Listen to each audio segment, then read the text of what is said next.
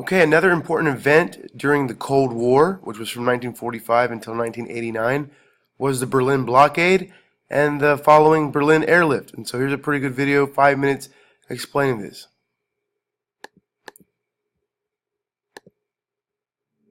At the Potsdam Conference in 1945, the Allies had agreed to temporarily divide Germany into 4 occupation zones, administered by the U.S., Great Britain, the Soviet Union, and France. And so here's that Iron Curtain right here.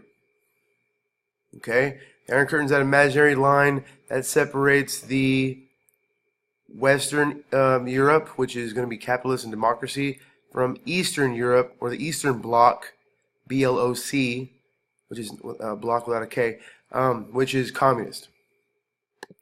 The German capital of Berlin, which lay deep within the Soviet zone, was partitioned in the same way. Okay, and so if you look at over here on this picture of it, Berlin is here, and then when they zoom in on it, this little part right here is democratic capitalist, is the west side of Berlin. Anytime you hear west associated with capitalism and democracy during the Cold War, or in Europe, during Cold War Europe, anytime you hear west, it's democracy and capitalism. Anytime we're talking about Cold War Europe and you hear east, you're talking about communism.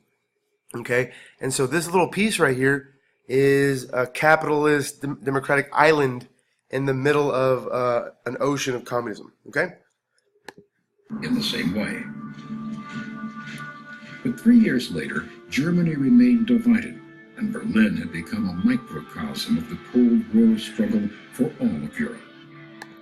A microcosm is kind of like a fancy word for an example. The Soviet foreign minister emphasized the importance of the German capital. What happens to Berlin happens to Germany. What happens to Germany happens to Europe.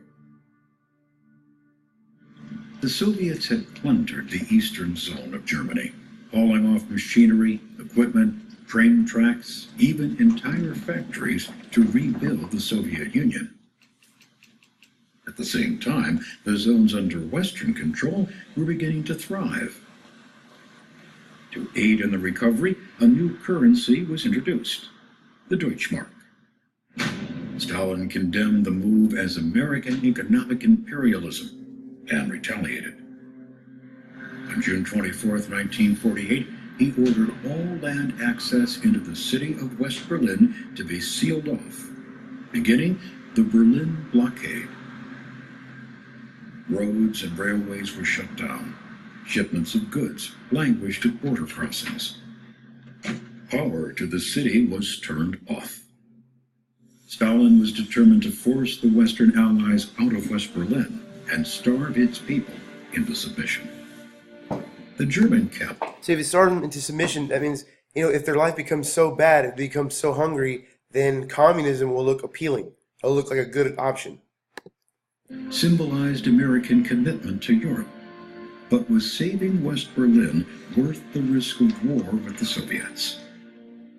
There would be no debate. President Truman declared, "We are going to stay, period." Within days, the United States and Great Britain orchestrated the Berlin Airlift to resupply the beleaguered city. Day and night, planes ferried in food, coal, and medical supplies. On average, a flight landed in West Berlin every 3 minutes.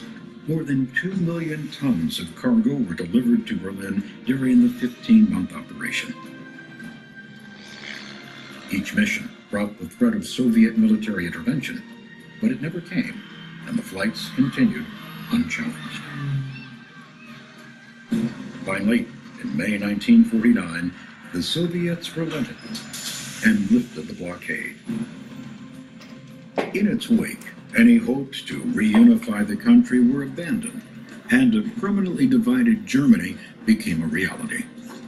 Democratic West Germany and Communist East Germany. The blockade underscored the need for a united defense against Soviet aggression. In 1949, the United States and Canada joined with 10 European nations to form a military alliance, the North Atlantic Treaty Organization, or NATO. A rebuilt, rearmed West Germany would join the alliance in 1955.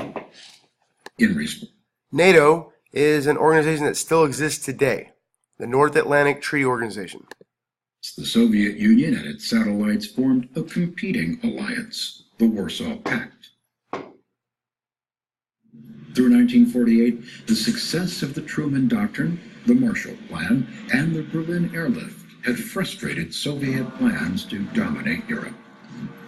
But the Red Star was rising, and 1949 would be an explosive year for world communism. In August, the Soviets stunned the world when they successfully tested their own atomic bomb, years ahead of expert predictions. And in China, communist revolutionary Mao Zedong prevailed in a decades-long civil war against the Chinese nationalist government. Nearly 500 million Chinese fell under communist rule.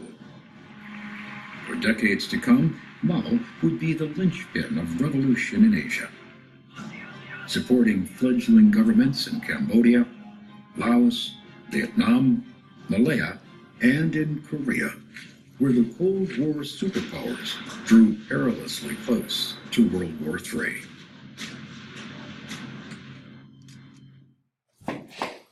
Okay, and so that was the Berlin blockade, the Berlin airlift, and even in some of NATO.